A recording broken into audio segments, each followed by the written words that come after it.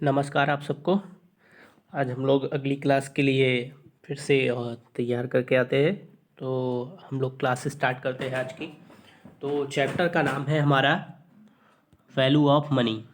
Value of money का मतलब होता है मुद्रा का मूल्य, ठीक है ना। तो अब मुद्रा का मूल्य या वैल्यू ऑफ मनी का मीनिंग अगर हम समझना चाहें तो जिस जिस तरह से हमारे यहाँ क्या होता है, गुड्स होते हैं, सर्विसेज होते हैं, उनका एक प्राइस होता है, वैसे ही हमारा जो मनी है उसकी भी अपनी एक वैल्यू, ठीक है ना। लेकिन आप सबको पता है कि हम गुड्स या जो हम सर्विसेज है उसको हम मनी में क्या करते हैं, मापते हैं, ठीक है ना। मनी मनी के अकॉर्डिंग उसका प्राइस या उसका रेट क्या करते हैं, तय करते हैं, ठीक है ना। उसी प्रकार एक बात और समझ लीजिए यहीं पे कि मनी की जो वैल्यू है वो हम उसके एक्सचेंज पे डिपेंड करता है। किस पे डिपेंड करता है? एक्सचेंज पे, वो कितने प्रोडक्ट से लेन देन हो रहा है। कहने का सेंस यही है, दूसरे वे में आप समझ सकते हैं कि अगर हम मनी की वैल्यू, प्रोडक्ट और सर्विस की वैल्यू किससे निकालते हैं? मनी के थ्रू निकालते हैं। तो वैसे ही मनी की वैल्यू हम सर्विसेज और गुड्स के थ्रू ही निकाल सकते हैं, ठीक है। इतनी बात आपको यहाँ पे समझनी पड़ेगी, ठीक है ना। फिर कई बातें हैं यहाँ पे। कई लोग हैं, क्राउथर है, उनका अपना कहना है। उनका ये कहना है कि ये जो आपका वैल्यू ऑफ मनी है, इसकी वैल्यू, मनी की जो वैल्यू है वो डिपेंड करती है किसके ऊपर?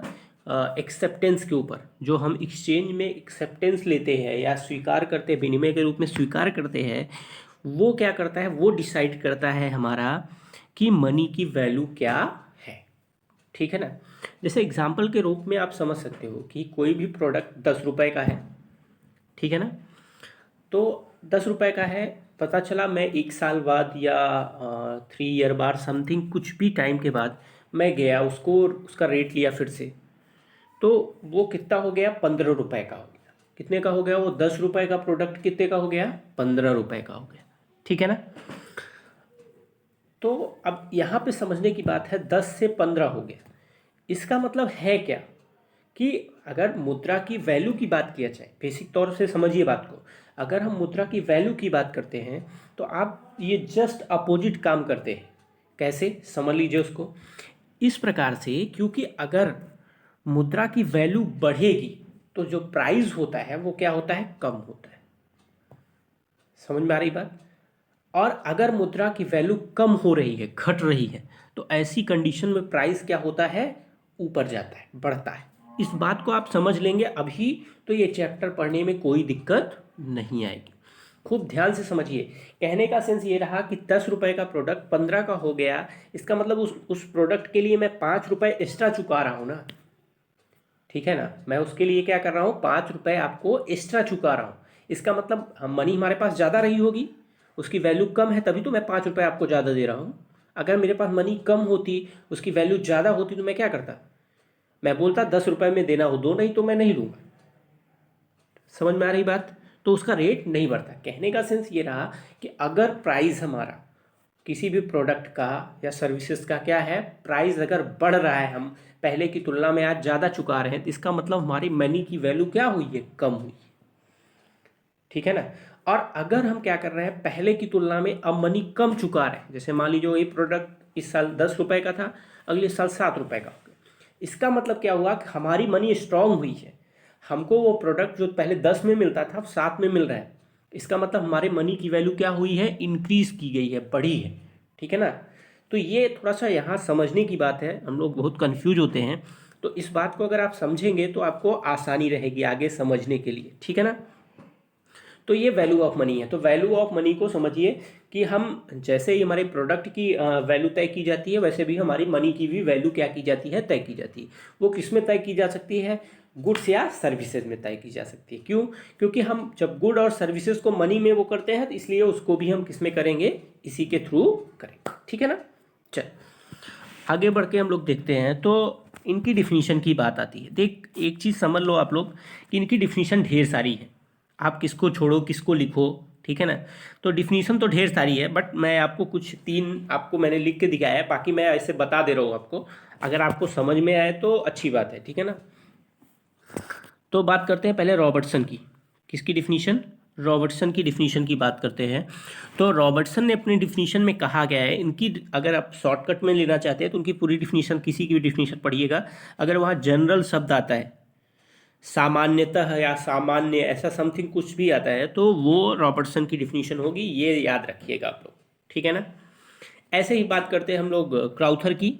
तो क्राउथर की डिफिनीशन में अगर 22 शब्द, देखिए आपको एक बात और बता दें, क्राउथर ने इसमें 2 डिफिनीशन दिया है, तो इसलिए आप कंफ्यूज हो सकते हैं। तो मैं भी आपको दोनों डिफिनीशन बता दूंगा पूरी पूरी, आप लोग परेशान मत होइएगा, ठीक है ना। तो अब आगे बढ़ते हैं हम लोग तीसरी डिफिनीशन की ओर। तीसरी किनले ने डिफिनीशन दिया है, उन्होंने किसकी बात किया है, मार्जिनल एक्सचेंज, सीमांत विनिमय की बात किया है, ठीक है ना। तो ये 3 चीज़ें अगर आपको दिखती हैं, रॉबर्टसन का अगर होगा तो उसमें जनरल शब्द यूज हुआ होगा, क्राउथर का होगा तो 22 शब्द होगा, ठीक है ना। किनले का होगा तो मार्जिनल एक्सचेंज, सीमांत विनिमय का बात किया गया होगा, ठीक है ना। तो ये रट्टा मारने वाली बात हो गई। बाकी अगर पूरी डिफिनीशन आप जानना चाहते हैं तो रॉबर्टसन की डिफिनीशन अगर हम बात करते हैं तो रॉबर्टसन ने साफ साफ कहा है कि by value of money we means the amount of things in general which will be given in exchange for unit of money, ठीक है ना। ये रॉबर्टसन की डिफिनीशन है, ठीक है ना। तो आप लोग इसको ऐसे समझ सकते हैं, हिंदी वालों को अगर पूरी डिफिनीशन जाननी है तो वो ऐसा सुन सकते हैं कि मुद्रा के मूल्य से हमारा अभिप्राय वस्तुओं की उस मात्रा से है जो सामान्यतः मुद्रा की एक इकाई द्वारा विनिमय में प्राप्त होती है, ठीक है। कोई दिक्कत किसी को? चलिए अब क्राउथर की डिफिनीशन की बात कर लेते हैं हम लोग थोड़ा सा। तो क्राउथर की 2 डिफिनीशन है, बट हम लोग के एग्जाम में ज़्यादातर ये वाली डिफिनीशन पूछी जाती है, तो फिर पहले उसको डिसाइड करते हैं। तो क्राउथर की 22 का जो मैंने आपको थियरी दिया है उसमें ये है कि इनकी डिफिनीशन है the value of money is what is will by, ठीक है ना। इनकी इतनी डिफिनीशन है। हिंदी वाले ऐसा सुन सकते हैं, मुद्रा के मूल्य से अभिप्राय उसकी क्रय शक्ति से होता है। किससे होता है? उसकी क्रय शक्ति से, ठीक। कोई दिक्कत किसी को? चलिए अभी तीसरा बात करते हैं किनले की, मार्जिनल एक्सचेंज जिसने बात किया है। तो किनले की अगर डिफिनीशन की बात किया है तो किनले ने कहा है the value of money is capitalise value of service in the marginal exchange, ठीक है ना। कहने का मतलब ये रहा कि मुद्रा का मूल्य सीमांत विनिमय द्वारा प्राप्त हुई सेवाओं के पूंजीगत मूल्य के बराबर होता है, ठीक है ना। तो ये डिफिनीशन की बात हो गई, और कई लोगों ने अपनी अपनी डिफिनीशन दिया हुआ है, ठीक है ना। आप लोग थोड़ा बुक अगर होगा आपके पास तो आप ट्राई करिएगा, तो आपके बुक में जो भी डिफिनीशन है थोड़ा थोड़ा देख लीजिएगा। बाकी मैं 2-4 डिफिनीशन आपको और बता दे रहा हूँ ऐसे ही। जैसे अभी क्राउथर का एक डिफिनीशन और है, उन्होंने एक बात कहा है कि उन्होंने कहा है मुद्रा क्या है, स्वयं बेकार हो सकती है। कहने का सेंस, उन्होंने कहा कि मनी क्या है, अपने आप में कोई यूज़फुल नहीं है, बट उसका क्या है कि उसे क्या किया जाता है, उसकी वैल्यू इसलिए है क्योंकि इसे क्या किया जाता है, एक्सचेंज के रूप में क्या किया जाता है, एक्सेप्ट किया जाता है, ठीक है ना। तो क्राउथर ने 2 डिफिनीशन दिया है। अगर आपको कहीं भी दिक्कत हो रही हो तो कहीं भी अगर आपको ऐसा दिखता है कि विनिमय के रूप में स्वीकार किया जाता है, ठीक है, तो ये याद रखिएगा वो भी डिफिनीशन किसकी होगी, क्राउथर की होगी, ठीक है ना। तो इतनी बात आपके दिमाग में होना चाहिए, ठीक है ना। जो एक्सचेंज के रूप में एक्सेप्ट किया जाए वो भी किसकी डिफिनीशन है, क्राउथर की डिफिनीशन, ठीक है। आगे बढ़ते हैं हम लोग थोड़ा सा, तो अगली थोड़ी सी डिफिनीशन की और बात कर लेते हैं हम लोग ताकि हमको दिक्कत ना हो। जैसे चैंडलर हैं, उनकी भी अपनी डिफिनीशन है, ठीक है ना। उन्होंने ज़्यादा फोकस किस पे किया है वो समझ लीजिए, उन्होंने ज़्यादा फोकस परचेजिंग पावर पे किया है, ठीक है ना। परचेजिंग पावर पे ज़्यादा कमांड किया है, तो इसलिए आपको कहीं भी अगर परचेजिंग पावर से रिलेटेड मिलता है तो ज़्यादातर किसका होगा, वो डिफिनीशन चैंडल का, ठीक है ना। चैंडल की पूरी डिफिनीशन सुनना चाहें तो आप, थोड़ा बड़ा डिफिनीशन है तो आप सुन सकते हैं ऐसा कि चैंडल ने कहा है कि by the term of the value of money is means the purchasing power of money, ठीक, the ability of each unit to command goods and services in exchange, ठीक है ना। दूसरे अगर हिंदी वालों को इनकी डिफिनीशन सुननी है तो उनका डिफिनीशन ये है कि मुद्रा के मूल्य का अर्थ है मुद्रा की क्रय शक्ति, ठीक है ना, प्रत्येक इकाई के विनिमय में वस्तुओं तथा सेवाओं से प्राप्त करने की क्षमता है, ठीक है ना। तो ये हो गया आपका चैंडल का डिफिनीशन, ठीक है ना। बाकी और भी डिफिनीशन है, जैसे कीन्स की डिफिनीशन है, बहुत बड़ी है उनकी डिफिनीशन, ठीक है ना।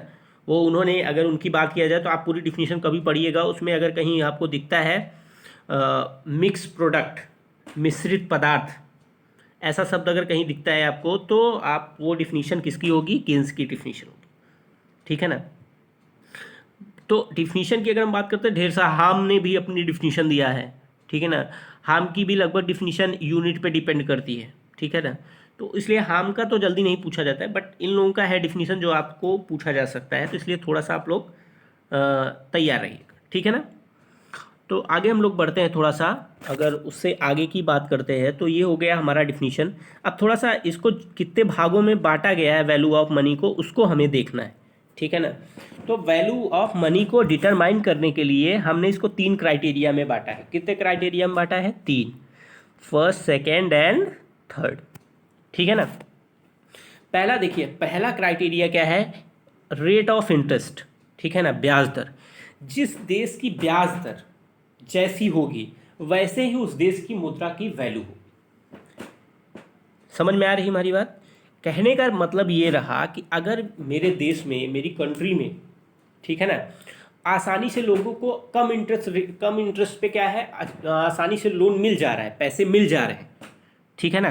तो इसका मतलब क्या है कि हमारे यहाँ मुद्रा की, हमारे मनी की वैल्यू कम है, इसीलिए हम डिस्ट्रीब्यूट कर रहे हैं ना।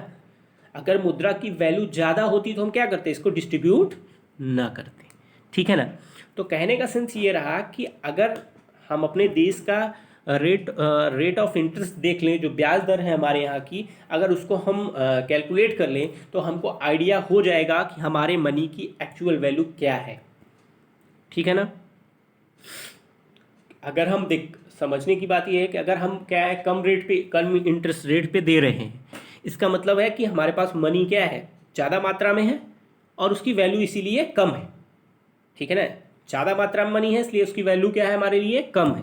जब हमारे पास कम मात्रा में होगी तो उसकी वैल्यू क्या होगी, ज़्यादा होगी, ठीक है ना। तो इसलिए इस बात को यहाँ से समझिए, ठीक है ना। तो ये हो गया रेट ऑफ इंटरेस्ट की बात, ठीक है ना। फिर दूसरा आता है फॉरेन एक्सचेंज की बात, विदेशी विनिमय की बात करते हैं, ठीक है ना। अब विदेशी अगर हम विनिमय की बात करते हैं तो इसमें जो हमारे अर्थशास्त्री लोग हैं या इकोनॉमिक्स जो विद्वान लोग हैं, उनका ये कहना है कि हम क्या करते हैं, जो भी हमारी विदेशी मुद्रा है, जो भी फॉरेन मनी है, ठीक है ना, वो जितनी ज़्यादा हमें मिलती है, जितनी ज़्यादा हमें मिलेगी, मतलब हम जितना ज़्यादा अपने यहाँ से प्रोडक्ट बेचेंगे, ठीक है ना, उधर से जितना उसकी मनी हमारे पास आएगी, उतना हमारे मनी की वैल्यू क्या होती है, स्ट्रांग होती है, ठीक है ना। और जितना ज़्यादा हम परचेज करते हैं फॉरेन से, विदेश से जितना ज़्यादा हम परचेज करते हैं, अपनी मनी उनको देते हैं, ठीक है ना, तो उसका नुकसान हमें ज़्यादा होता है। जैसे एग्जांपल आपको समझना, तो ऐसे समझिए कि मान लीजिए मुझे अमेरिका से कोई प्रोडक्ट खरीदना है, ठीक है ना, तो वो तो $100 में दे रहा है, उसके लिए तो $100 है, बट मेरे लिए क्या है, मेरे लिए वो 75 रुपये, 72 रुपये का क्या है, $1 के बराबर रेट है, तो मुझे तो पैसा ज़्यादा चुकाना पड़ रहा है ना भाई। उनके हिसाब से तो कम है लेकिन मेरे हिसाब से क्या है, ज़्यादा है। वो तो मुझे 100 रुपये में दे रहे हैं, वो मुझे कितने में दे रहे हैं, 100 रुपये में दे रहे हैं, लेकिन मेरे हिसाब से कितना हो जाएगा वो? अगर हम 70 रुपये के हिसाब से लेते हैं तो 100 से करेंगे 7,000 हो जाएगा। समझ में आ रही बात? तो इससे भी क्या होता है, हम फॉरेन एक्सचेंज रेट के अकॉर्डिंग भी हम जांचते हैं कि हमारी मनी की वैल्यू क्या है, ठीक है ना। तो इस बात को अच्छे से समझिए कि हम अगर फॉरेन एक्सचेंज को भी अगर हम रेटिंग करते हैं, फॉरेन एक्सचेंज को रेट को देखते हैं, तो उससे भी पता चलता है कि हमारी मनी की वैल्यू क्या है। जैसे अभी आप ऐसा ही 2-3 देशों से आप तुलना कर सकते हो अपने यहाँ। जैसे हम अपने अपने रुपए का तुलना कर दें किससे, अमेरिका से, या फिर इंग्लैंड से, या फिर आप कहाँ से, चाइना से कर लीजिए, या पाकिस्तान से कर लीजिए, बांग्लादेश से कर लीजिए, तो आपको पता चलेगा कि किस देश की तुलना में हमारी मनी क्या है, स्ट्रॉन्ग है, कि किस देश की तुलना में हमारे मनी की वैल्यू अधिक है या कम है, ठीक है ना। तो इसे हम कहाँ से देखते हैं, फॉरेन एक्सचेंज रेट के अकॉर्डिंग, ठीक है ना। ये हो गया दूसरा आपका। अब तीसरा आता है परचेजिंग पावर। सबसे इंपॉर्टेंट पार्ट यही, परचेजिंग पावर की बात किया जाता है। तो हम कहने का सेंस ये है कि एक बेसिक चीज़ जानते रहिए कि अगर हमारे पास मनी ज़्यादा होगी तो हम परचेजिंग भी क्या करेंगे, ज़्यादा करेंगे। हमारे पास मनी कम होगी तो हम परचेजिंग क्या करेंगे, कम करेंगे, ठीक है ना। तो इससे पता चलता है अगर मनी की हमारे पास कमी है तो इसका मतलब मनी की वैल्यू ज़्यादा है। मैंने शुरू में ही आपको बताया कि अगर मनी की मात्रा हमारे पास कम है तो हमारे क्या है, मनी की वैल्यू ज़्यादा है, हम वही चीज़ को चुन चुन के करेंगे जिससे मेरा काम हो जाए, ठीक है ना। लेकिन अगर हमारे पास मनी ज़्यादा है तो हम क्या करेंगे, फालतू खर्च भी करते हैं, ठीक है ना। तो यहाँ से भी हमारे मनी की वैल्यू का पता चलता है कि अगर हम ज़्यादा प्रोडक्ट खरीद रहे हैं, ज़्यादा परचेज कर रहे हैं, तो इसका मतलब क्या है, मनी की वैल्यू कम है, ठीक है ना। और जब भी आप एक बात यहाँ से समझ लीजिए, जब भी आपके मनी की वैल्यू कम होगी, प्राइस हमेशा बढ़ेगा, ठीक है ना। और अगर आपकी मनी की वैल्यू अच्छी होगी तो प्राइस हमेशा घटेगा, ये बात याद रखिएगा, ठीक है ना। ये तीनों बात आपको समझ में आ गई होगी, और जिसको ना समझ में आए वो मुझे कमेंट बॉक्स में बता देगा। मैं एक बार फिर से अभी इसका देखिए, इसकी इसकी क्लास जहाँ तक है अभी एक और चलेगी, ठीक है ना, क्योंकि ये थोड़ा लॉन्ग चैप्टर है, बड़ा चैप्टर है, तो पढ़ने में थोड़ा सा टाइम है। फिर हम लोग थोड़ा सा आगे बढ़ते हैं, इसके आगे की बात करते हैं। तो आगे की अगर हम बात करते हैं थोड़ा सा, तो वहाँ पे कई चीज़ें हैं। तो अगली हेडिंग आपका इसमें है causes of fall in the value of money, ठीक है ना। मुद्रा के मूल्य में कमी होने के क्या कारण है, ठीक है ना। मुद्रा की जो वैल्यू है वो क्यों कम हो रही, ठीक है ना, उसका क्या कारण हो सकता है। तो उसके कई भी कारण हो सकते हैं, ठीक है ना। तो मुद्रा का मूल्य कम होने का, आप पहले देखिए हेडिंग को अच्छे से समझिए, मुद्रा के मूल्य में कमी होने के कारण, ठीक है ना। मुद्रा का मूल्य अगर कम होगा तो आप सबको पता है क्या होगा, प्राइस क्या होगा, ज़्यादा होगा। सिंपल सी बात है, पहले ही बोला था ना मैंने कि आपका अगर प्राइस जो है, अगर आपका जो मनी है उसकी वैल्यू अगर कम हो रही है, गिर रही है, तो प्राइस हमेशा हाई पे होगा। और अगर इसका मूल्य बढ़ेगा तो प्राइस क्या होगा, डाउन होगा, ठीक है ना। चलो, तो इसका पहला जो सबसे पहला पॉइंट है इसकी हम बात करते हैं। तो पहला पॉइंट है प्राकृतिक कारण, नेचुरल काजेस, ठीक है ना। अब नेचुरल काजेस कैसे है, जैसे आप समझते हो कि हमारे यहाँ क्या होता है, बाढ़ आ जाता है, भूकंप आ जाता है, ठीक है ना, या क्या बोलते हैं, कुछ ऐसी आपदा आ जाती है जिससे क्या होता है, हमारे यहाँ प्रॉपर्टियाँ काफ़ी क्या हो जाती है, डैमेज हो जाती हैं। या फिर गवर्नमेंट का क्या है, पैसा वहाँ ज़्यादा इन्वेस्ट होता है। जैसे आपने कुछ पहले सुना होगा कि बाढ़ आ गई, सूखा पड़ गया, किसानों को अब क्या है, पैसे नहीं रहे उनके पास, तो गवर्नमेंट को क्या है, अलग से पॉलिसी बना के उनको पैसे क्या करने पड़ते हैं, देने पड़ते हैं, ठीक है ना। ऐसी कंडीशन में उनको क्या होता है, पैसे मिलते हैं, ठीक है ना। तो उससे क्या होता है, उससे हमारे मनी की वैल्यू बढ़ती नहीं, उससे हमारे मनी की वैल्यू क्या होती है, कम होती है, गिरती है। क्यों, क्योंकि हम क्या करते हैं, हमारा इतनी प्रॉपर्टी लॉस हो जाती है ना उसमें। भाई भूकंप आया, घर गिर गया, लोगों का सारा प्रॉपर्टी खराब हो गया, ठीक है ना। अभी तो क्या है, उनका नुकसान हुआ ना। तो जब नुकसान होगा तो क्या होगा, प्राइस क्या होगा, प्राइस हमेशा बढ़ेगा। क्यों, क्योंकि प्रोडक्ट की क्या होगी, शॉर्टेज होगी। समझ में आ रही बात। तो ये प्राकृतिक कारण हो गया, नेचुरल काजेस हो गया। और फिर हम आते हैं सेकंड पे।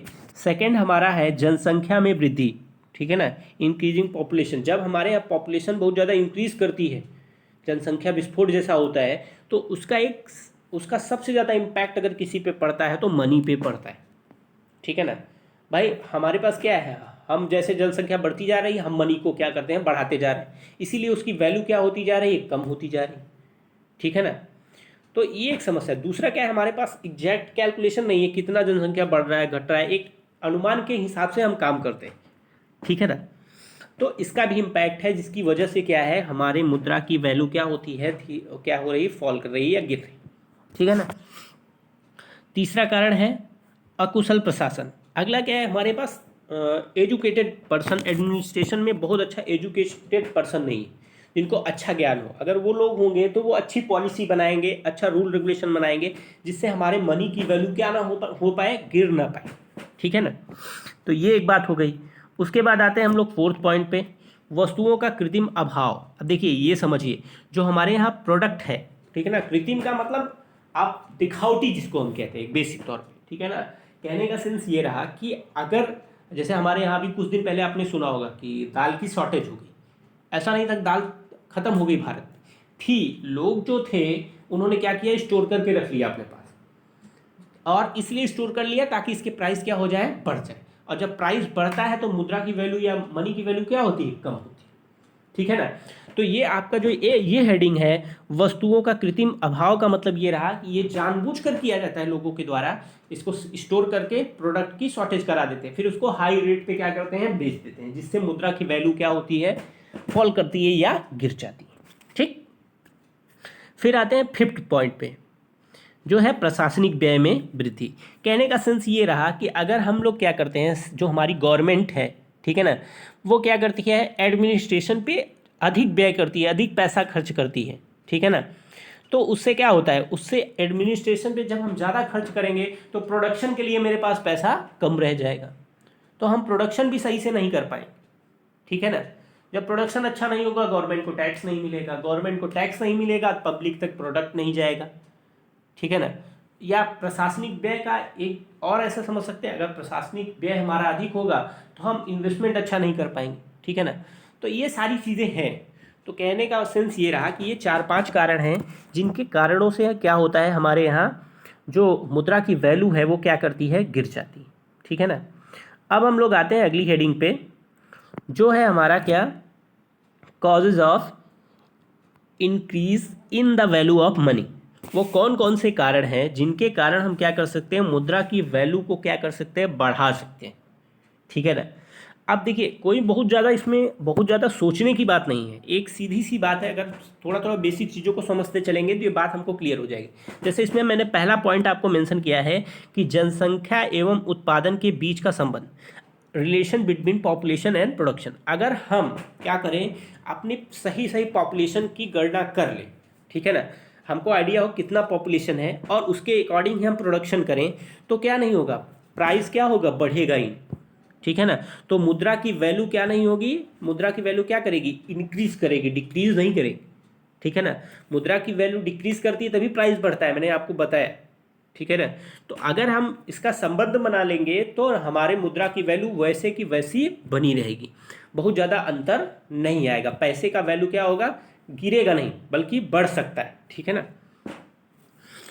अगला आता है सेकंड पॉइंट हमारा, सेकंड पॉइंट है हमारा उद्योगों को प्रोत्साहन। अगर हम इंडस्ट्रीज़ को क्या करते हैं, प्रोत्साहन देते हैं, ठीक है ना, बढ़ाते हैं, किसी भी तरीके से लोन दे के समथिंग कुछ भी करके अगर हम इनको बढ़ाते हैं तो उसका बेनिफिट ये हमें मिलता है, सबसे बड़ा जो हमको मिलता है वो ये है कि इससे क्या होता है, लोगों को रोज़गार मिलते हैं, ठीक है ना, उनकी जीविका अब चलती है। और अगली बात ये होती है कि इससे क्या होता है कि जब हमारे यहाँ प्रोडक्शन बढ़ता है, जितना ज़्यादा प्रोडक्शन बढ़ेगा, ठीक है ना, उतना ही क्या होगा, मुद्रा के मूल्य में भी क्या होगी, वृद्धि आएगी, ठीक है ना। भाई प्रोडक्शन बढ़ेगा, लोग डिमांड ज़्यादा करेंगे, प्रोडक्शन भी बढ़ेगा और लोगों को प्रोडक्ट भी आसानी से मिलेगा, ठीक है ना। तो इससे क्या होगा कि डिमांड के हिसाब से जब हम सप्लाई करेंगे तो हमको कोई दिक्कत नहीं आएगी, ना तो हमारा प्राइस घटेगा ना तो बहुत ज़्यादा बढ़ेगा, ना बढ़ेगा ही ना घटेगा ही, जो रहेगा वो इक्वल है, ठीक है ना। तो मुद्रा की वैल्यू बनी रहेगी। फिर तीसरी बात करते हैं, तीसरा है सार्वजनिक ऋण में वृद्धि। सार्वजनिक ऋण का मतलब ये है कि जो हम सरकार द्वारा जनता को जो भी इच्छा या जो भी फोर्स करके ऋण दिए जाते हैं या लोन दिए जाते हैं, ठीक है ना, उनको कम करना चाहिए। उनको अगर हम कम करेंगे, ठीक है ना, तो लोगों के पास मुद्रा क्या होगी, जितनी उनकी ज़रूरत होगी उतनी मात्रा में ही जाएगी, ठीक है ना। तो वो क्या नहीं करेंगे, परचेजिंग पावर को नहीं बढ़ाएंगे, ठीक है ना। तो परचेजिंग पावर को नहीं बढ़ाएंगे तो हमारी मनी की वैल्यू भी क्या रहेगी, फिक्स बनी रहेगी, जितना है उससे क्या नहीं होगी, बढ़ेगी नहीं, ठीक है ना, और ना घटेगी। इसके बाद अगला पॉइंट की हम बात करते हैं, 4th पॉइंट जो है हमारा वो है लागतों पर नियंत्रण, ठीक है ना। अगर हम लागत पर नियंत्रण लगा दें, लागत मतलब कि आपको इतना ही पैसा या इतनी ही चीज़ों को क्या करना है, लगाना है, ठीक है ना। जैसे हमारे यहाँ जो भी इंडस्ट्री है, उद्योग धंधे हैं, ठीक है ना, उनको अगर हम नियंत्रित रखें, उनको उचित लेवल पे या उचित स्तर पर क्या करें, बनाए रखें, ठीक है ना, तो वो क्या करेंगे, हमारे मुद्रा की वैल्यू को क्या करेंगे, बढ़ाएंगे, ठीक है ना, घटाएंगे नहीं, वो हमारे मुद्रा की वैल्यू क्या करेंगे, बढ़ाएंगे, ठीक है ना। फिर आते हैं हम लोग 5th पॉइंट पे। 5th पॉइंट है हमारा प्राकृतिक कारण, नेचुरल कॉजेस, ठीक है ना। अब प्राकृतिक कारण क्या है, मुद्रा की वैल्यू कब बढ़ती है, ठीक है ना, वो भी समझ लीजिए। देखिए प्राकृतिक कारण की अगर हम देखें तो इनकी जो भी दशाएं होती हैं उनमें सबसे बड़ी बात ये होती है कि अगर वो दशाएं अनुकूल हैं, जो नेचर क्या है वो अगर प्रोडक्शन के अनुकूल है, उत्पादन के अनुकूल है, तो क्या करता है, वो प्रोडक्शन को बढ़ाता है। जब प्रोडक्शन को बढ़ाएगा तो मुद्रा की जो क्वांटिटी, मनी की जो क्वांटिटी होगी, ठीक है ना, वो क्या होगी, वस्तुओं की कीमतों से क्या होगी, घट जाती है। ठीक है ना, जो भी हमारा प्रोडक्ट होंगे उनकी जो प्राइस होगी वो क्या होगी, घट जाएगी। ठीक है ना, तो और जब प्राइस घट जाएगी तो मुद्रा का जो मूल्य होगा, जो प्राइस होगा, वो क्या होगा, बढ़ जाएगा। ठीक है ना, समझ में आई बात इतनी। चल अगली बात करते हैं। सिक्स आपका क्या है, सिक्स आपका है भारी करारोपण। ठीक है ना, अगर हम अत्यधिक करारोपण कर लेते हैं, भारी मतलब टैक्सेशन बढ़ा देते हैं, कायदे से टैक्सेशन की एक पॉलिसी है, उसके अकॉर्डिंग ही उसको बढ़ाया और घटाया। अगर हम टैक्स बढ़ा देते हैं तो क्या होता है, मार्केट से जो पैसे हैं वो किसके पास पहुंच जाते हैं, सब बैंकों या गवर्नमेंट के पास पहुंच जाते हैं, जिससे पब्लिक में क्या होता है, मनी की क्या होती है, कमी हो जाती है। ठीक है ना, या ऐसा कह सकते हो, मनी क्या होती है, बस परे काम भर की होती है, तो जिससे उसकी वैल्यू लोगों के प्रति क्या होती है, लोग उसकी वैल्यू ज़्यादा करते हैं, और इसलिए मनी की वैल्यू भी क्या होती है, उससे इंक्रीज करती है। ठीक, तो ये इतनी बात हो गई आपकी। अब कुछ बातें हैं जो मैं आपको बताना चाहता हूँ, आप एक बार रिमाइंडर जैसा अगर देख ले तो अच्छा रहेगा अपने लिए। ठीक है ना, अब क्या क्या है रिमाइंडर जैसा, वो देखने की बात ये रही। ठीक है ना, जैसे मैंने आपको कुछ चीज़ें बताई भी थोड़ी देर पहले, तो उन्हीं सब का मेंशन करते हैं। अभी इसी उसमें फिशर की डिफिनीशन है, किसकी है, इरविन फिशर की। उनकी एक पर्टिकुलर क्लास रहेगी, जब भी अगली क्लास होगी तो मैं फिशर की डिफिनीशन का समीकरण है अपना, ठीक है ना, तो उसकी मैं बात करूँगा। ठीक है ना, लेकिन अगर बात किया जाए कि फिशर की समीकरण या फिशर का समीकरण क्या है, थोड़ा सा जान लीजिए ताकि आपके दिमाग में रहे फिशर ने कहा क्या है। फिशर ने कहा है, the purchasing power of money is the reciprocal of level of price. ठीक है ना, so the study of purchasing power of money is with study of price level. ठीक है ना, तो कहने का सेंस ये रहा कि इन्होंने अपनी परिभाषा में ये बताया, इरविन फिशर ने, कि मुद्रा की क्रय शक्ति जो होती है वो सामान्य कीमत स्तर के समानुपाती होती। ठीक है ना, जो हमारी क्रय शक्ति होती, परचेजिंग पावर होती है, वो हमारा जो जनरल क्या होता है कि जनरल प्राइस लेवल होता है उसके इक्वल होती। ठीक है ना, उसके बाद बताया गया कि इसी कारण से, ठीक है ना, मुद्रा की क्रय शक्ति का अध्ययन, ठीक है ना, या हम कह सकते हैं कि जो भी हम अध्ययन करते हैं इसके लिए, ठीक है ना, वो क्या करते हैं, कीमत स्तर जो प्राइस लेवल होता है उसका अगर हम सही सही अध्ययन कर लेते हैं तो हमें क्या होता है, अपने मनी की वैल्यू का क्या हो जाता है, पता चल जाता है।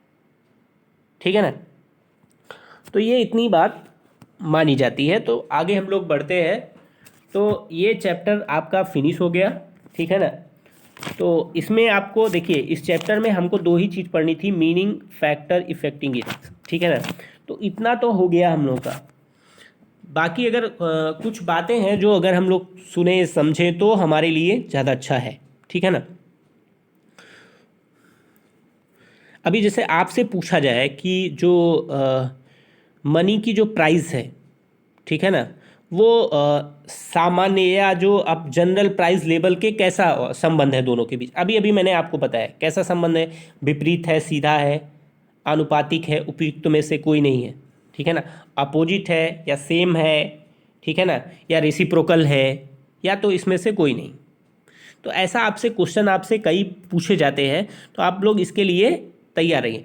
हमेशा जान लीजिए, जो मनी की प्राइस होगी वो सामान्य, जो सामान्य हमारे यहाँ जनरल प्राइस लेवल होगा उससे क्या होगा, जस्ट अपोजिट ही होगा, विपरीत होता है। ठीक है ना, तो ये सारी बातें हैं जो हमें अपने दिमाग में रखनी चाहिए। ठीक है ना, जिससे हम आसानी से इसे क्या कर सकते हैं, टच कर सकते हैं, जिससे हम क्या है कि हमारे लिए आसानी से ये वो हो जाता है। अभी जैसे आप लोग इसकी बात करते हैं, इसकी डिफिनीशन में सेलिंग मैन ने भी अपनी डिफिनीशन दिया है। ठीक है ना, पर्टिकुलर इतने से ही काम नहीं चला है, सेलिंग मैन ने भी अपना डिफिनीशन दिया है।